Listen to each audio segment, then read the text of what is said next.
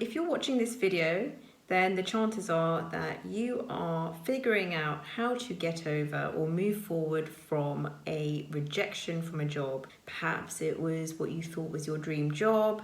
Perhaps you had got quite far down that process and it's just really painful to get rejected at the last mile. You've invested lots of time in it. And so rightly so, you are asking the question, how do I deal with this? How do I process this? And as your coach, I'm also wanting to know, how do we turn this into the best thing that ever happened to you? I would like to start by sharing a personal story very quickly about what happened with me. I got to the 4th stage of a 3 or 4 month process. Because there were so many rounds and because there are always delays in these processes, it was literally months in this process, and I was pretty sure I had it in the bag, and I was pouring huge amounts of energy into each stage. I was having to do presentations, which I prepared for meticulously. I was having to do live demos. The whole thing really took it out of me, and yet at that final stage, I managed to miss out on the job. Fast forward a year from that, and I had obtained a job in the same organization but 2 levels higher. So that meant a better salary, it meant far more status, responsibility, and all the things that go with landing at the right level in the organization for you. Why do I tell you this story?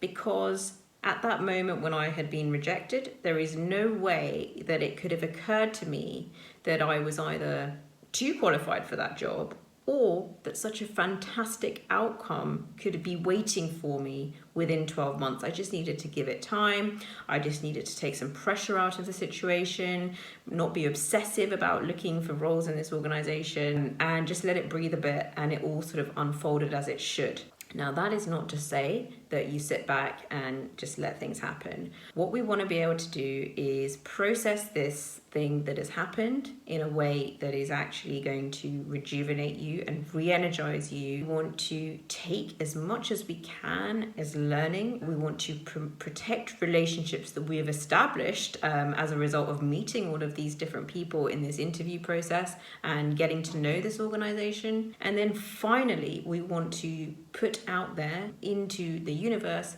what it is that we actually want in our dream role. We want to have that really clear and then allow all of these things to come together in their own time in a way that is right for us.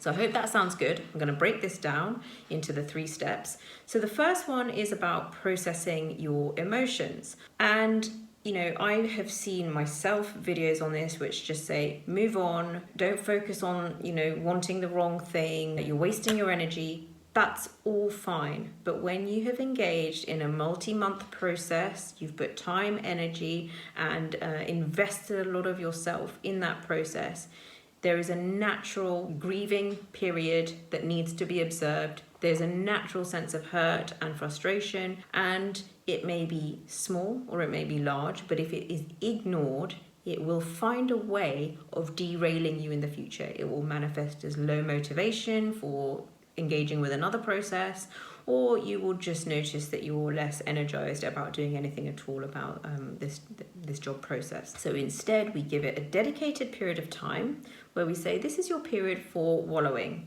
And in that time, you do all the things that are going to help you release those feelings, but not ignore those feelings, whether it is walking, other forms of exercise, chatting to your friends, having a little moan about it, writing in your journal about it, having a bath, anything that helps you work through those feelings, but gives them a period of time where they are allowed to have their place in the sun so that they don't come back to haunt us later. So that is phase 1.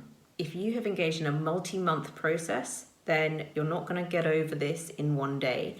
And if you force yourself to, you may actually derail yourself in the future. Give yourself a nice few days, maybe even a week, and you will see the benefits later when you feel rejuvenated. And this way, you won't get burnt out by this process, which is a grueling process. Finding a new job is a grueling process. The second thing is remembering that feedback is actually a gift. If you haven't already, do approach the organization for feedback. Some organizations just want to make life easier for themselves, so they don't automatically offer feedback. And that's absolutely fine, but you are more than entitled, especially if you've engaged in multiple rounds in an interview process, you're more than entitled, and you will do no harm to say, it would be incredibly instructive for me if there was any feedback at the final stage. I would really value it. You are feeling a little bit demoralized at this point, but do get that feedback, because it will be such a gift, and it will prevent you from making the wrong assumptions about why you didn't get the job. It's very easy for us to blame ourselves and say there was someone who was just a bit better than us, whereas actually there may have been a very specific thing that they identified, which if you know about it, you can do something about it and be really proactive. So do get that feedback, or do ask for that feedback. And alongside that,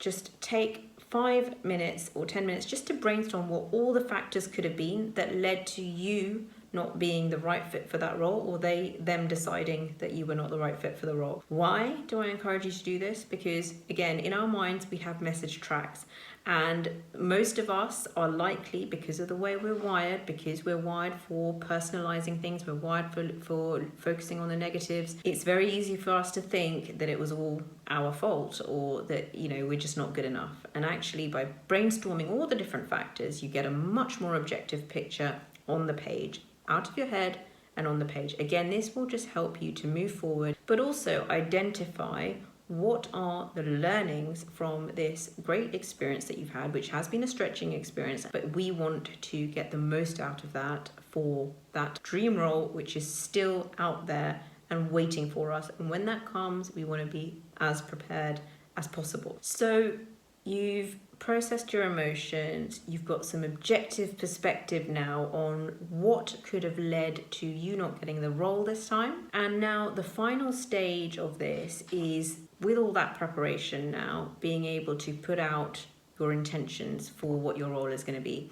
So again, take some time, 5-10 minutes, if that's all that you want to put into it, to just describe what, after this experience, what your ideal job is now looking like. Is it still with this company or a very similar company? What kind of locations? What would you be doing? How has this changed since you've been through this job process? Just spend some time really jotting that down. I am a coach, I'm an economist, I studied positive psychology and coaching psychology, and yet, having coached hundreds of individuals, there is nothing more powerful than writing down exactly what it is that you want and putting that out into the universe. And then we let it breathe, and we don't push, we don't fight too hard, we don't sort of feel like we have to be obsessively looking for new roles, but we also allow things to sort of come to us. So every now and then we will scan wherever we're looking for these roles, we'll keep an eye out, we'll be relaxed, we'll know that the right opportunity will find us if we allow breathing space, we've done our preparation work. Emotionally, we feel good because we've allowed ourselves to release our negative emotions, and all of these things will align with that vision in the longer term, with us being really well positioned for that ideal role. So I hope this has been helpful. I know that when I have experienced that kind of job rejection, that I can't have imagined that within 12 months I could be in such a great position. And if I could have saved myself energy, I could have saved myself some of the feelings that I had, and I could have used that energy for better things. And that's one of the things that I wanted to share. Because I did receive coaching and always have, and because I had a coping toolkit, I did bounce back, and I did make sure that I wasn't closed off to these other opportunities that came my way, which then led to this awesome job that I then received. So I hope that similarly you're able to do the same, and I hope that in a year's time you'll be emailing me to tell me what fantastic role found you and what a relief it was that you didn't get this job that you've just been rejected from. Thanks so much, and I look forward to connecting with you next time.